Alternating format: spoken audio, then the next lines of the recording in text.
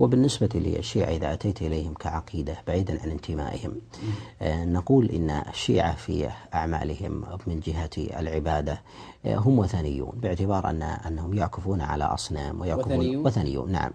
ولو انتموا مثلا إلى الإسلام، نقول كفار قريش في مكة هم وثنيون وينتمون إلى ملة إبراهيم وكانوا يعظمون إسماعيل، ومع ذلك النبي عليه الصلاة والسلام ما اعتدى بأمرهم. لماذا؟ لأن العبرة ليست بالدعوة ولا بالانتماء، وإنما العبرة هي بالعمل.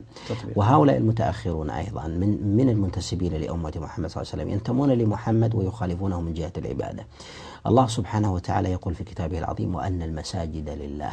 جعل المساجد المراد بذلك هي الأعضاء، وقيل المراد بذلك هي البيوت، فلا تدعوا مع الله أحدا، يعني فلا تشركوا مع الله عز وجل غيره. فكل نبي يبعثه الله عز وجل إلى أمته فيأمرهم بالتعبد له سبحانه وتعالى. هؤلاء أخذوا يطوفون على الأضرحة والمزارات، وأصبحوا يحجون إليها، وأصبحوا أيضا يسألونها من دون الله سبحانه وتعالى، فتعلقوا بها نداء حتى يجري على ألسنتهم أسماء الأولياء أعظم من أسماء الله سبحانه وتعالى الحسنى. فقوله يا حسين ويا علي ونحو ذلك، ويستغيثون بهم ويظنون لهم العصمة، ويظنون أيضا أنهم يسمعونها من دون الله.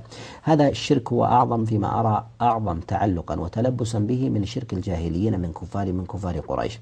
ولو كانوا ينتمون إلى ملة الإسلام من جهة الدعوة، كذلك كفار قريش ينتمون إلى الحنيفية ملة إبراهيم، ويعظمون إبراهيم ويعظمون إسماعيل.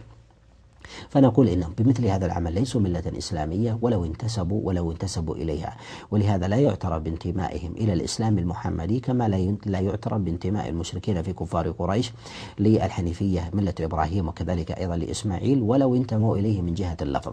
لهذا نقول العبرة ليست بدعوى الإنسان أن يدعي الإنسان أنه على الحق، ولكانت العبرة بالدعوة لكان فرعون أيضا على الحق، لأنه يقول ما أريكم إلا ما أرى وما أهديكم إلا سبيل الرشاد، فهو يرى أنه على رشاد وعلى حق وعلى هدى، ويقول كذلك أنا ربكم الأعلى.